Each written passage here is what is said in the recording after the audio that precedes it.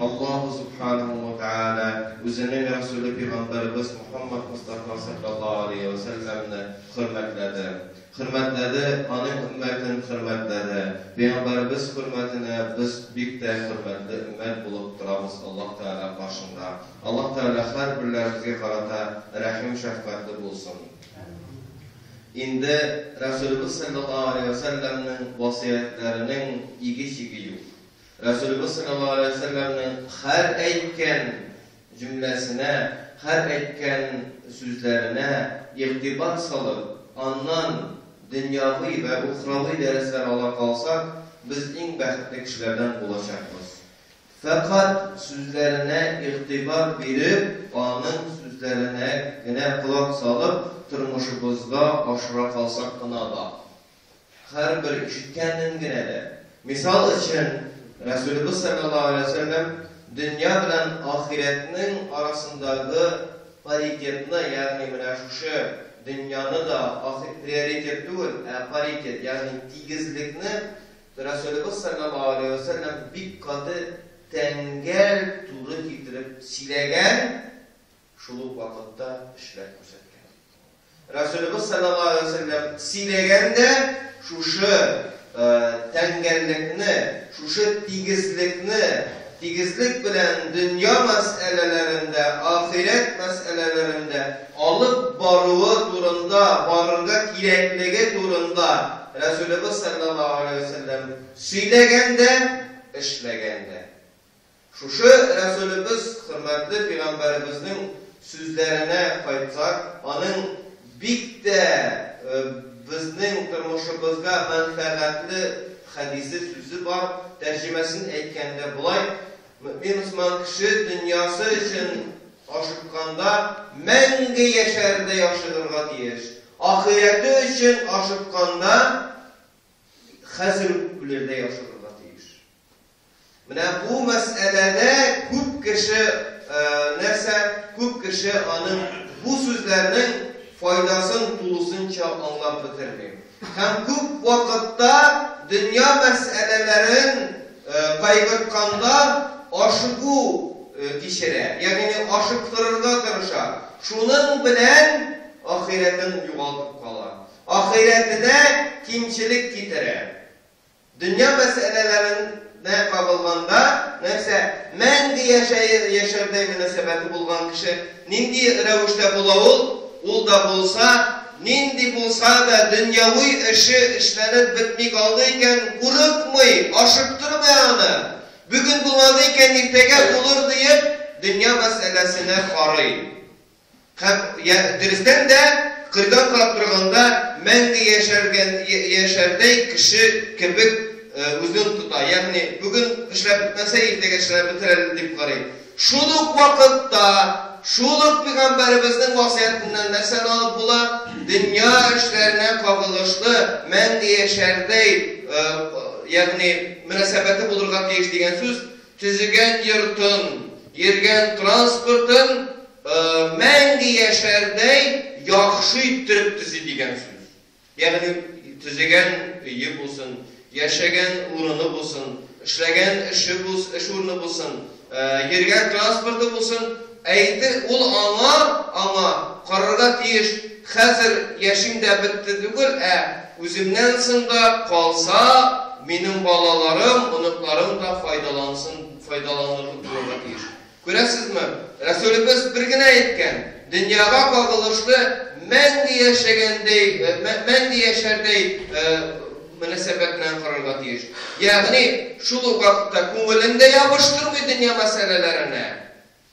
Şuluk vakitte kiyimin alganda sıfatlısını ala, yurdun dizise sıfatlı ettirip dizi, yani bütün gailesine, ümmetine menfaat getiretirgan ettirip dizi. Kur'an okup da bulurluk ettire ol yurtta mecliste kırırlık ettire, ol yurtta cemaatla namaz da okurluk ettirip oturuşa, yani maksimal revuşte ol yurt ciri Allah menfaat getirirge deyişligin güzelliği. Tiz yanlıyken elbette tizimi, lakin tiz yalarken şunday revuşte tizi. Yani kesip itkende de ah vah kilip kesip itmi, aşırtmayacağın kesip ite.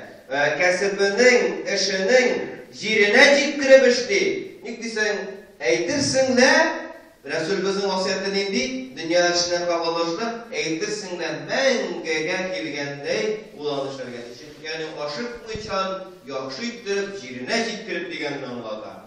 Ahiret meselesine kilgende niye irtege ulurdey, hazır ulurdey, yani hazır ulup gitirdey aşırıga diyiş, nik desen kıyamet gününde Allah Teala soramayacak senin namazının kamilliğinin deydi. Namazını okudun mu diye şey.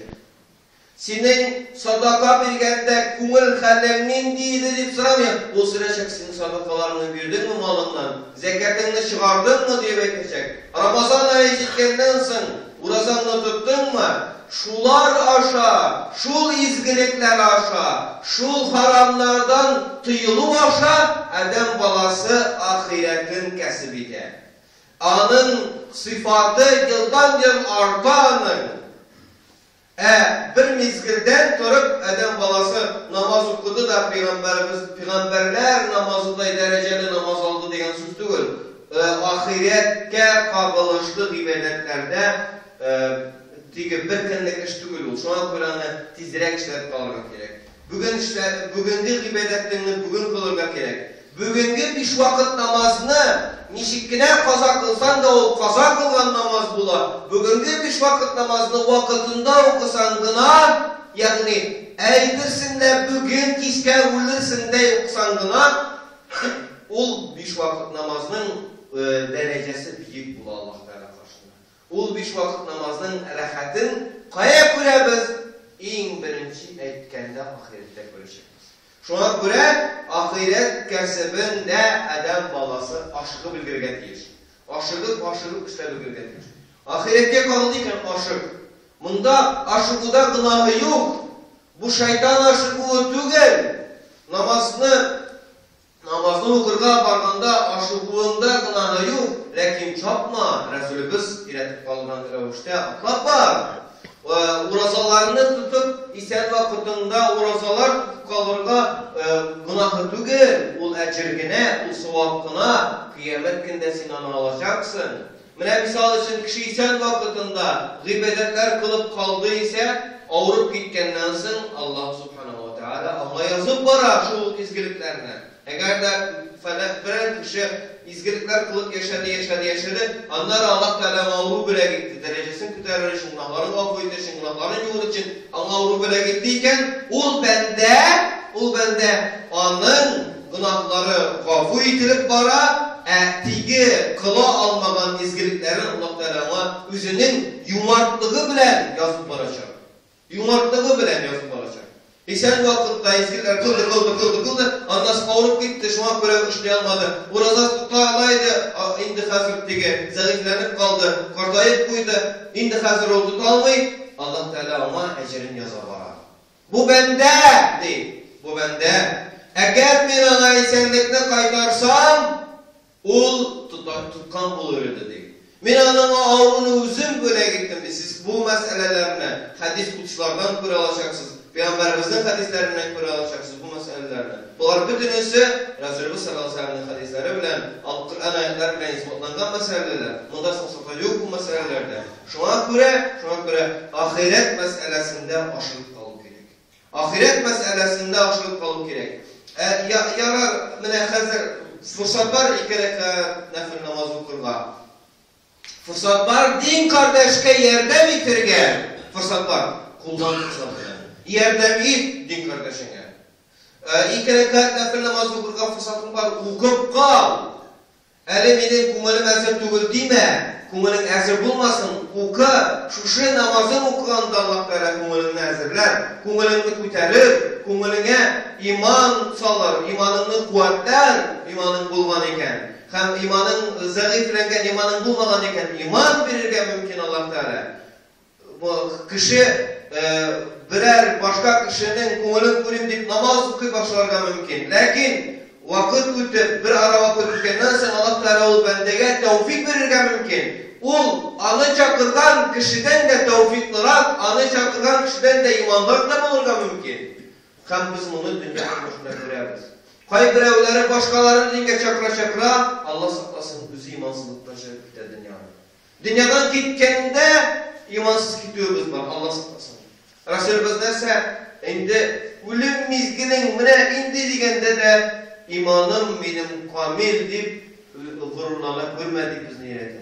Neyse gayrete Resulümüz sallallahu aleyhi ve sellem indi her mizgilinde Allah bilen buluruz deyip bizge. Her mizgilinde Allah bilen buluruz deyip. Her mizgilinde Allah'ını kumulden çıkarmadız deyip. Ne desen bizning bütün maksatımız yer yüzünde yaratılmamızın sebebi gıybet, Allah'a tapınmak. Başka bir maksat değil. Ve sallallahu aleyhi ve sellem.